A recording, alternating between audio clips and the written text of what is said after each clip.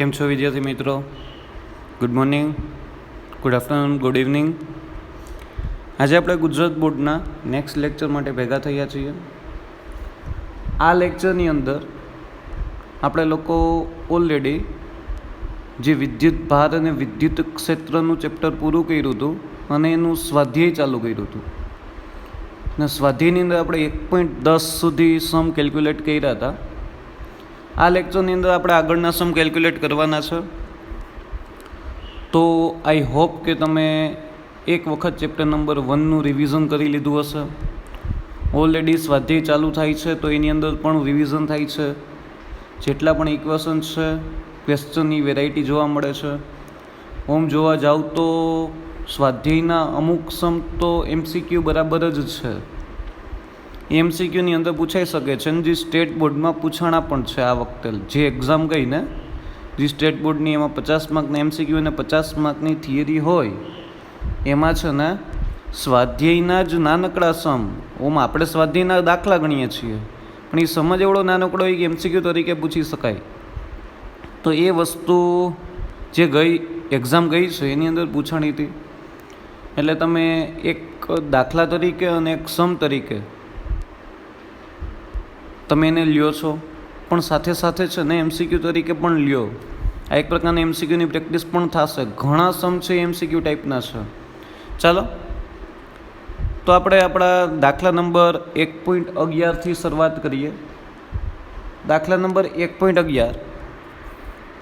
ઊન સાથે ઘસેલા એક પોલિથીન ટુકડા પર 3×10⁻⁷ કુલમ ઋણ વિદ્યુતભાર છે. સ્થાનાંતરિત થયેલા ઇલેક્ટ્રોનની સંખ્યા શોધો. તેઓ શાના પરથી અને શાના પર સ્થાનાંતરિત થાય છે?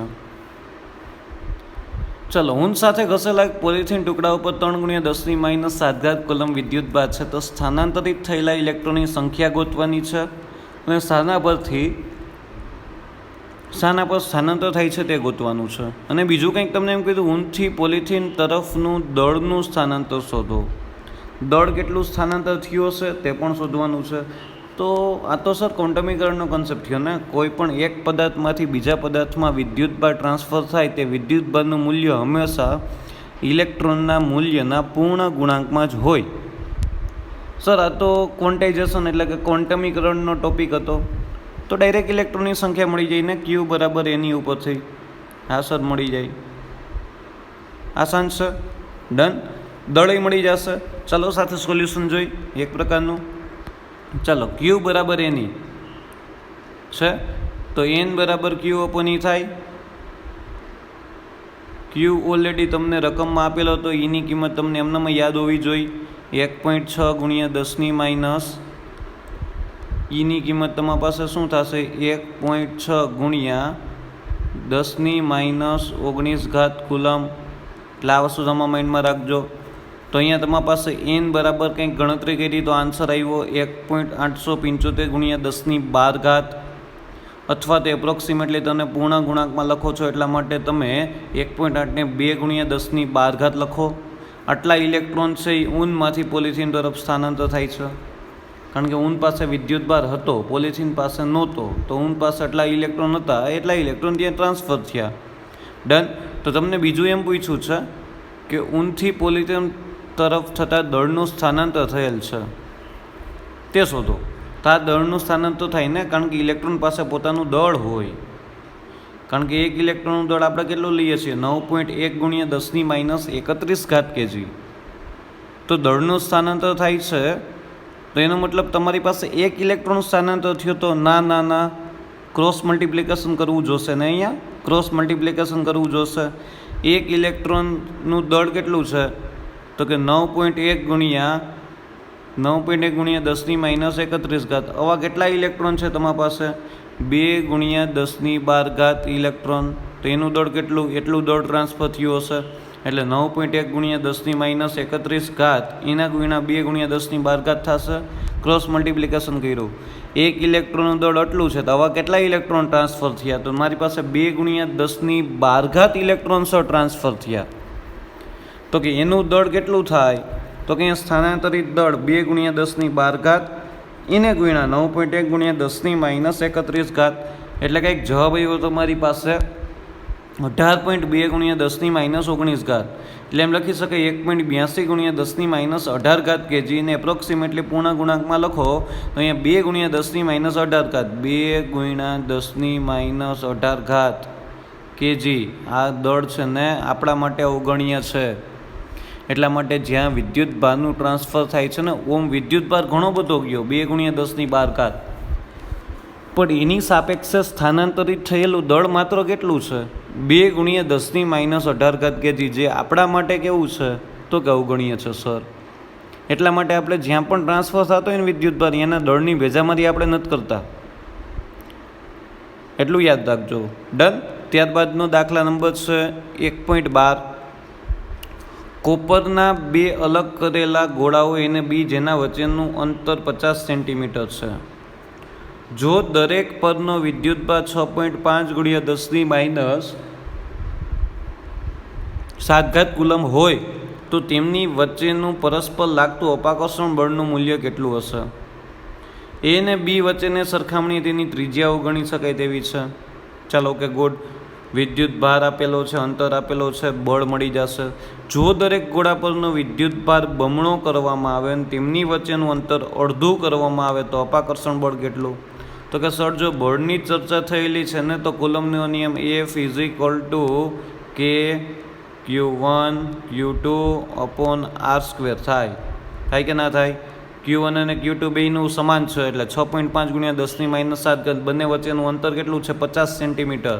સેન્ટીમીટર મીટરમાં કન્વર્ટ કરો થઈ જશે અને એનો વર્ક કરો એટલે તમને પહેલું મળી ગયું. સાવ ઇઝીલી છે ને, MCQ થયો એક પ્રકારનો. ડન. હવે તમને એમ કહ્યું જો ગોળા પરનો વિદ્યુત ભાર બમણો કરવામાં આવે તેમની વચ્ચેનું અંતર અડધું કરવામાં આવે તો અહીંયા તમારી પાસે ગોળા પરનો વિદ્યુત ભાર બમણો કરો એટલે Q1 બમણું કરવાનું, Q2 બમણું કરવાનું ને અંતર છે એ તમારે કેવું કરવાનું છે અડધું કરવાનું એટલે r/2² થાય. ડન. આટલી વસ્તુ ખબર પડી ગઈ કે નથી ખબર પડી? હા સર ખબર પડી ગઈ ઇઝીલી. તો ચાલો એની ગણતરી જોઈએ. 1.12 F = K Q1 Q2/r². તો અહીંયા તમારી પાસે શું આવ્યું K Q²/r², કારણ કે બંને પરનો વિદ્યુત ભાર સમાન હતો. તો F = શું આવ્યું 9 × 10⁹ ઘાત તમારી પાસે કંઈક આવી. કેની કિંમત ખબર છે? ચાલો ક્યુની કિંમત ખબર છે 6.5 × 10⁻7 ઘાતનો સ્ક્વેર. અંતરને મીટરમાં કન્વર્ટ કર્યું એટલે 50 × 10⁻2 ઘાતનો સ્ક્વેર. એટલે અહીંયા તમને ઇઝીલી ફાઇનલી તમને કંઈક આન્સર મળ્યો 380.25 × 10⁻5 ઘાત. અહીંયા છેદને તમે કેલ્ક્યુલેટ કર્યો એટલે 2500 × 10⁻4 ઘાત.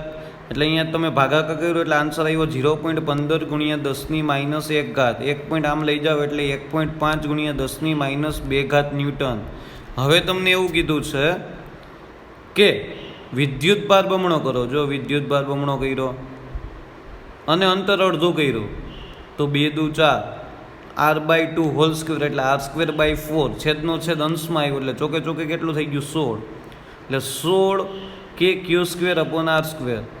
તો 16 કેની કિંમત ખબર છે, ક્યુની કિંમત ખબર છે અને અંતર ખબર છે. હકીકતે જોવા જાવ તો ડાયરેક્ટ 16 આના વડે ગુણી નખાય તોય જવાબ આવી જાય ને, કારણ કે અહીંયા તમે K Q²/r² ની ગણતરી તો કઈ રીતે યારી K Q²/r² નો જવાબ શું આવ્યો 1.5 × 10⁻2 ઘાત. અહીંયા આપણે ગણતરી કરેલી છે, કાંઈ વાંધો નહીં. એટલે આ વસ્તુ તમારા માઇન્ડમાં રાખજો. 2Q/r/2² એટલે અહીંયા 16 ગણું બળ થઈ ગયું. કેટલા ગણું થઈ ગયું 16 ગણું. K Q²/r². એ કિંમત કેટલી છે આ રહી. બાકી કાંઈ ના કરવું હોય તો એની બધી કિંમત મૂકીને પણ આન્સર મેળવી શકો. અંશ અને છેદનો ભાગાકાર ગુણાકાર કર્યો 6084 × 10⁻5 ઘાત એના છેદમાં 2500 × 10⁻4 ઘાત. એટલે નવું બળ તમારી પાસે કંઈક 2.4 × 10⁻1 ઘાત આવ્યું. -1 ઘાત ભાગ્યા કરો એટલે 0.24 ન્યૂટન થયું. કેટલું થયું તમારી પાસે ફાઇનલ આન્સર 0.24 ન્યૂટન. પહેલાં કંઈક વિદ્યુત ભાર હતો, બંને વચ્ચેનું અંતર હતું, કુલમના નિયમની મદદથી બળ ગોઈતું. પછી તમને એમ કીધું હતું કે ભાઈ અહીંયા છે ને વિદ્યુત ભાર બમણો થઈ જાય છે, અંતર અડધું થઈ જાય છે, તો બળ છે ને 16 ગણું થઈ ગયું. કેટલા ગણું થઈ ગયું 16 ગણું થઈ ગયું. ડન. પછી નવું બળ ગોત લીધું આપણે એ જ વસ્તુ ઉપરથી. અહીંથી તમને ફાઇનલ આન્સર આવ્યો 0.24 ન્યૂટન. ડન. Okay good. ત્યારબાદ દાખલા નંબર 13, કોપરના બે સમાન માપના ગોળાઓ A અને B છે. દરેક પરનો વિદ્યુતભાર 6.5 × 10⁻⁷ કુલમ છે. ત્રીજો તેમના જેવો જ વિદ્યુતભાર રહિત ગોળો એ પ્રથમ ગોળા A સાથે અને ત્યારબાદ ગોળા B સાથે સંપર્કમાં લાવી દૂર કરવામાં આવે છે. હવે A અને B વચ્ચેનું અપાકર્ષણ બળ મેળવો.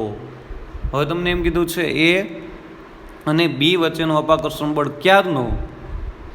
સંપર્કમાં લાવ્યા બાદ જે વિદ્યુતભાર વધ્યો ને ત્યારનો. કન્ફર્મ? ડાઉટ આમાં કોઈને? નહીં સર. કોપરના બે સમાન ગોળાઓ A અને B છે. દરેક પરનો વિદ્યુતભાર આટલો છે. ત્રીજો તેના જેવો જ વિદ્યુતભાર રહિત ગોળો પ્રથમ ગોળા A અને ત્યારબાદ ગોળા B સાથે સંપર્કમાં લાવી દૂર કરવામાં આવે છે. એટલે A અને Bનું આકર્ષણ બળ મેળવો. ચાલો ગોતીએ. તો કે સૌથી પહેલાં તમારે છે ને ગોળા A પરનો વિદ્યુતભાર જોવા જાવ તો ગોળા A અને ગોળા B બંને પર સમાન વિદ્યુતભાર છે કે નહીં? હા સર. ગોળા A પાસે કયો વિદ્યુતભાર છે? 6.5 ગુણ્યા ગોળા A પાસે તમારી પાસે કયો વિદ્યુતભાર છે? ગોળા B પાસે જોવા જાવ તો કયો વિદ્યુતભાર છે? સૌથી પહેલાં તો ગોળા A સાથે ત્રીજો વિદ્યુતભાર રહિત ગોળો C ને સંપર્કમાં લેવો જેનો વિદ્યુતભાર 0 છે. એ ટોટલ વિદ્યુતભાર આખી સિસ્ટમનો થયો કેટલો? તો કે Q + 0 = Q. જો આને આના સંપર્કમાં લાવો છો તો કુલ વિદ્યુતભાર બંને ગોળામાં ડિવાઈડ થાય. જો બંને ગોળાના પરિમાણ સમાન છે તો કુલ વિદ્યુતભાર બંને ગોળામાં ડિવાઈડ થાય. તો કુલ કેટલો વિદ્યુતભાર છે? Q. તો ગોળા A ને ગોળા C સાથે સંપર્કમાં લાવી છૂટો પાડવામાં આવે તો બંને ઉપર કેટલો વિદ્યુતભાર ડિવાઈડ થાય? Q/2. એટલે જો આ રહ્યું ગોળા A અને B પરનો વિદ્યુતભાર કેટલો થઈ ગયો? Q/2 અને Q/2. હવે C પરનો વિદ્યુતભાર કેટલો છે? Q/2. હવે આ C ને B સાથે સંપર્કમાં લેવાનો છે. B પરનો વિદ્યુતભાર કેટલો છે? Q. તો ચાલો હું અહીં ડ્રો કરું છું. ગોળા B પરનો વિદ્યુતભાર ઓલરેડી Q છે. ગોળા C ને A ના સંપર્કમાં લાવ્યા એટલે હવે એની પાસે વિદ્યુતભાર Q/2 છે. હવે ગોળા B સાથે C નો સંપર્ક કરાવી છૂટું પડવામાં આવે તો બંને પરનો વિદ્યુતભાર કેટલો થાય? તો પહેલાં કુલ વિદ્યુતભાર ખબર હોવી જોઈએ. કુલ વિદ્યુતભાર સિસ્ટમની અંદરનો કુલ વિદ્યુતભાર આખી સિસ્ટમમાં ડિવાઈડ થાય જેટલા પણ ગોળા હોય ને એટલા ગોળામાં. તો કુલ વિદ્યુતભાર Q + Q/2. પહેલાં આ ગણતરી કરી લેવાની ગમે ત્યારે. એટલે અહીંયા આન્સર શું આવ્યો? 3Q/2. આ ડિવાઈડ થાય બંનેમાં સમાન રીતે ડિવાઈડ થાય અડધો અડધો. એટલે 3Q/2 એને ભાગ્યા 2 એટલે કેટલો થયો? 3Q/4. એટલે બંને ગોળા ઉપર 3Q/4 જેટલો વિદ્યુતભાર હોય. કુલ વિદ્યુતભાર 3Q/2 છે. કુલ વિદ્યુતભાર 3Q/2 છે. આટલું યાદ રાખજો, ભૂલાય નહીં. આ વિદ્યુતભાર બંને ગોળા ઉપર સમાન રીતે ડિવાઈડ થયો. આ વિદ્યુતભાર છે ને બંને ગોળા ઉપર સમાન રીતે ડિવાઈડ થયું એટલે ભાગ પડ્યો ને સમાન ભાગ પડ્યો. એટલે 3K/2 ના સમાન ભાગ કરો એટલે 3Q/4 અને 3Q/4. એટલે આ વસ્તુ તમારા માઇન્ડમાં રાખજો. એટલે અહીંયા જો લખ્યું ગોળા B પરનો વિદ્યુતભાર 3Q/4 અને ગોળા C પરનો વિદ્યુતભાર 3Q/4. હકીકત આપણે તો કોની વચ્ચેનું બળ જોતું હતું તો કે A અને B વચ્ચેનું. તો કે ગોળા A પાસે C ના સંપર્કમાં લાવ્યા બાદ Q/2 જેટલો વિદ્યુતભાર છે. ગોળા B ને C ના સંપર્કમાં લાવ્યા બાદ 3Q/4 જેટલો વિદ્યુતભાર છે. ડન. આટલી વસ્તુ તમારા માઇન્ડમાં બેસી ગઈ. તો અહીંયા A પરનો વિદ્યુતભાર લખો, B પરનો વિદ્યુતભાર લખો, બંને વચ્ચેનો અંતર R છે. તો બંને વચ્ચે લાગતું બળ F = KQ1Q2/R² અનુસાર શોધી શકાય. ચાલો ગોતો. F = K. A પરનો વિદ્યુતભાર Q/2, B પરનો વિદ્યુતભાર 3Q/4/R². એટલે અહીંયા તમે ગણતરી કરી એટલે ફાઇનલી આન્સર આવ્યો 3/8 KQ²/R². ડન. તો અહીંયા F બરાબર બધી કિંમત મૂકતા જાઓ. હવે કંઈ કરવાનું જ નથી, ગણતરી જ કરવાની છે.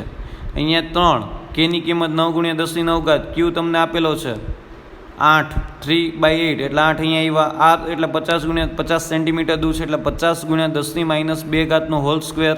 એટલે અંશની ગણતરી કરી એટલે કંઈક જવાબ આવ્યો 1140.75 × 10⁻5. એના છેદમાં 20,000 × 10⁻4. ભાગાકાર કરશો એટલે જવાબ આવશે 0.057 × 10⁻1.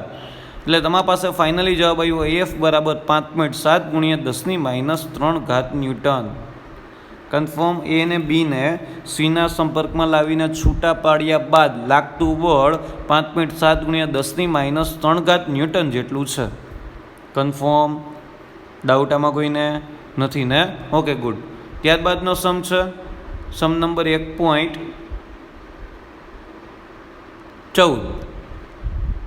સમ નંબર 1.14 ની અંદર એમ કીધું છે આકૃતિ સમાન વિદ્યુત ક્ષેત્રમાં 3 વિદ્યુત ભારોના ગતિપથ દર્શાવે છે.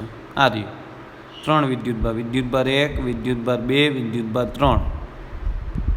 3 વિદ્યુતભારોના ચિહ્ન આપો. કયા કણ માટે વિદ્યુતભાર અને દળનો ગુણોત્તર મહત્તમ હશે?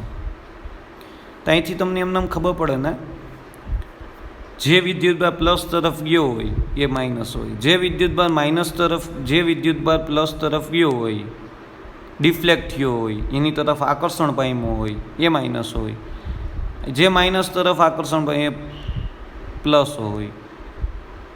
ને 2 કઈ બાજુ જશે એ ખબર છે તમને, અહીંથી દેખાઈ ગયો.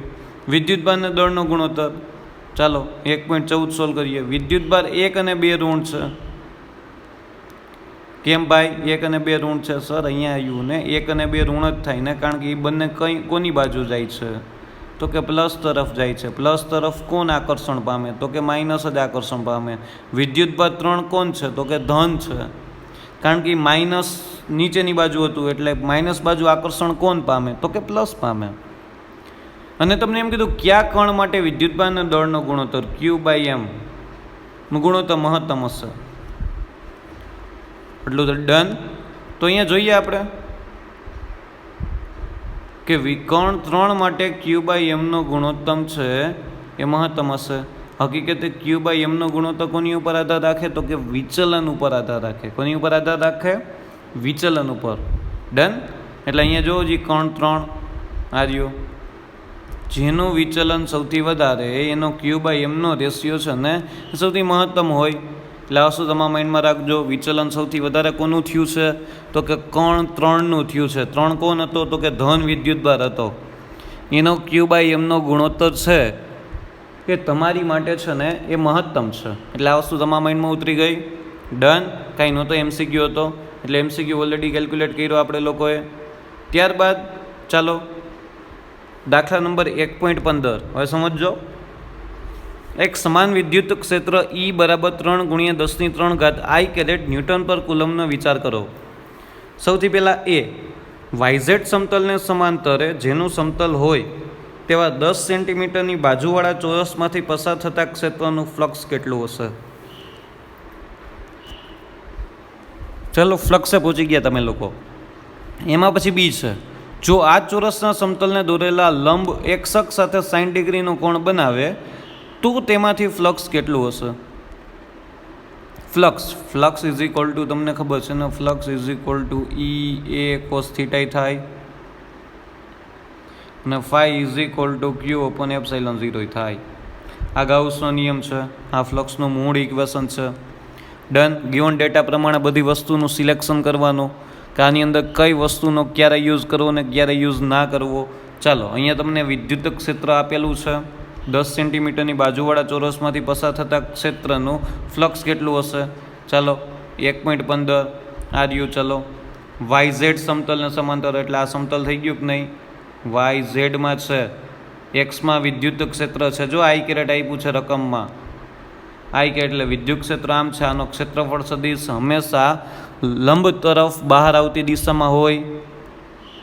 હકીકતે phi is equal to E∆S cos θ. એમાં થીટા એ કોની વચ્ચેનો ખૂણો છે? તો કે સર વિદ્યુત ક્ષેત્ર અને ક્ષેત્રફળ સદિશ વચ્ચેનો ખૂણો છે. હજી એક વખત, વિદ્યુત ક્ષેત્ર અને ક્ષેત્રફળ સદિશ વચ્ચેનો ખૂણો છે. તો કે આ સમતલનો ક્ષેત્રફળ સદિશ એ સમતલને લંબ અને સમતલને બહાર આવતી દિશામાં હોય એટલે બહાર આવ્યો. તો E અને S વચ્ચેનો ખૂણો કેટલો બન્યો? તો કે સર 0 બન્યો. તો કે ફ્લક્સ કેટલું થાય? તો કે E∆S cos 0 1 ∆S એટલે આ ચોરસ છે, ચોરસનું ક્ષેત્રફળ કેટલું થાય? તો કે L². બાજુનું માપ ઓલરેડી આપેલું છે. તો અહીંયા phi is equal to E delta S cos theta. Theta બરાબર કેટલું મૂક્યું? 0. કોસ 0 1. ડેલ્ટા એસની કિંમત જો અહીંયા ગણી લીધી. Delta S is equal to L square, ક્ષેત્રફળ એટલે 10 × 10⁻² સ્ક્વેર. અહીંયા સાદું રૂપ આપો એટલે ડેલ્ટા એસ બરાબર 10⁻² મીટર સ્ક્વેર થાય. અહીંયા તમારી પાસે flux Y is equal to E delta S cos theta, ઈની કિંમત, ડેલ્ટા એસની કિંમત ને કોસ થીટા કોસ 0 એટલે અહીંયા ફાઈ ઇઝ ઇક્વલ ટુ કેટલું થયું? 30 ન્યૂટન પર કુલમ્બ. હવે તમને એમ કીધું છે કે જો તે સમતલ વિદ્યુત ક્ષેત્ર સાથે 60 ડિગ્રીનો ખૂણો બનાવે, 60 ડિગ્રીનો ખૂણો બનાવે તો અહીંયા સમતલ છે એ આવી રીતના થઈ જાય, ક્ષેત્રફળ સદીશ આમ થઈ જાય. તો આ 60 ડિગ્રીનો ખૂણો થયો તો અહીંયા કયો ઘટક આવ્યો? તો કોસ ઘટક આવ્યો. તો કાંઈ નથી કરવાનું. Phi is equal to E delta S cos થીટામાં થીટા ઇઝ ઇક્વલ ટુ કેટલા મૂકી દેવાના? 60. કારણ કે વિદ્યુત ક્ષેત્રની દિશાનો જ ઘટક તમે લ્યો છો. ડન. વિદ્યુત ક્ષેત્રની દિશાનો ઘટક જ તમારે કન્સિડર કરવાનો થાય. વિદ્યુત ક્ષેત્ર આમ છે, આ ખૂણો 60 ડિગ્રી થયો તો આની દિશાનો ઘટક કયો પડે? તો કે કોસ થીટા અને સાઇન થીટા. સાઇન થીટા લંબ થયો. ડન. એ વસ્તુ આપણે લેતા નથી એટલે આ વસ્તુ તમારા માઇન્ડમાં રાખજો, ભૂલાય નહીં. ડન. એટલે અહીંયા તમારી પાસે કાંઈ નથી વિચારવાનું. ફ્લક્સના ઇક્વેશનમાં theta is equal to 60 degree મૂકી દો, બાકી તમારો સમ સોલ્વ થઈ ગયો. તો અહીંયા તમારી પાસે ઈની કિંમત મૂકી, ડેલ્ટા એસની કિંમત મૂકી, cos theta, theta is equal to 60. So cos 60 કેટલું થાય? 1/2. સો ફ્લક્સ કેટલું થઈ ગયું? 15 newton per coulomb into metre square. 15 newton per coulomb into metre square. આ વસ્તુ તમારા માઇન્ડમાં રાખજો, ભૂલાય નહીં. ડન. ચાલો એના પછી આપણી પાસે 1.16 1.15નો સમ કેલ્ક્યુલેટ કર્યો. ત્યારબાદ 1.16 કંઈક એવી રીતના છે. એક સમાન વિદ્યુત ક્ષેત્ર ઈ બરાબર 3 × 10³ આઈ કેરેટ ન્યૂટન પર કુલમ્બ છે. જો 20 સેન્ટીમીટર બાજુવાળો એક ઘન કે જેની બાજુના યામ સમતોલન સમાંતર રાખેલ હોય તો તેનું ફ્લક્સ મેળવો.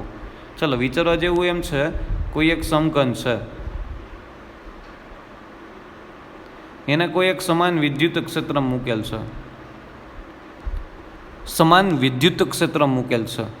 તો આમાંથી બહાર આવતું ફ્લક્સ શોધો. અહીંથી જેટલી ક્ષેત્રરેખાઓ અંદર જશે ને એટલી ક્ષેત્રરેખાઓ બહાર આવે એટલે ઘેરાતું ફ્લક્સ છે ને 0 થઈ જાય. ને બીજી રીતે જોવું હોય ને તો આ સમઘન વડે કોઈ વિદ્યુતભાર ઘેરાતો નથી. વિદ્યુતભાર તો ક્યાંક અહીંયા આવશે, એનું વિદ્યુત ક્ષેત્ર આવશે. આ વિદ્યુત ક્ષેત્રની અંદર આ સમઘનને મૂક્યો છે. સમઘન વડે વિદ્યુતભાર ઘેરાતો નથી. હા, વિદ્યુત ક્ષેત્ર રેખાઓ પસાર થાય છે. સમજજો. ફ્લક્સના નિયમ અનુસાર ફાઈ ઇઝ ઇક્વલ ટુ શું થાય? Q/ε0 થાય કે ના થાય? હા સર, થાય જ ને. Q/ε0 તો Q છે જ નહીં અહીંયા. હકીકતે સમઘનની અંદર કોઈ વિદ્યુતભાર નથી. સમઘન ખુદ છે ને એક વિદ્યુત ક્ષેત્રમાં પડેલો છે. એટલે બે રીતે સમજી શકાય. જેટલી ક્ષેત્રરેખાઓ અંદર જાય છે ને એટલી જ ક્ષેત્રરેખાઓ બહાર નીકળી ગઈ. આ સમઘને પોતાની અંદર કોઈ ક્ષેત્રરેખા સાચવી નથી. હાલો, સમઘને 10 ક્ષેત્રરેખા સાચવી, ટોટલ 20 ગઈને 10 સમઘને સાચવી રાખીને 10 જ બહાર નીકળી તો ગણાય ક્ષેત્રરેખાઓના સંદર્ભમાં. અથવા તો બીજી રીતે સમજવું હોય તો આ સમઘન વડે કોઈ વિદ્યુતભાર ઘેરાતો નથી, કોઈ એક વિદ્યુતભારનું વિદ્યુત ક્ષેત્ર એમાંથી પસાર થાય છે. એટલા માટે અહીંયા સમઘનમાંથી બહાર આવતું ફ્લક્સ છે ને એ શૂન્ય થશે. જોવો જી 1.16 અહીંયા ફાઈ ઇઝ ઇક્વલ ટુ 0 લખ્યું, કારણ કે ઘનમાં જેટલી વિદ્યુત ક્ષેત્રરેખાઓ પ્રવેશે છે તેટલી જ ક્ષેત્રરેખાઓ બહાર નીકળે છે. ડન. કન્ફર્મ. આમાં ડાઉટ નથી ને કોઈને? નહીં સર. તો નેક્સ્ટ લેક્ચરની અંદર આપણે લોકો 1.17થી સ્ટાર્ટ કરીએ છીએ. આજે જ આવશે. ડન. ટેકનિકલ રીઝનના કારણે હું નાનો વિડીયો બનાવું છું. Okay, good. Thank you very much.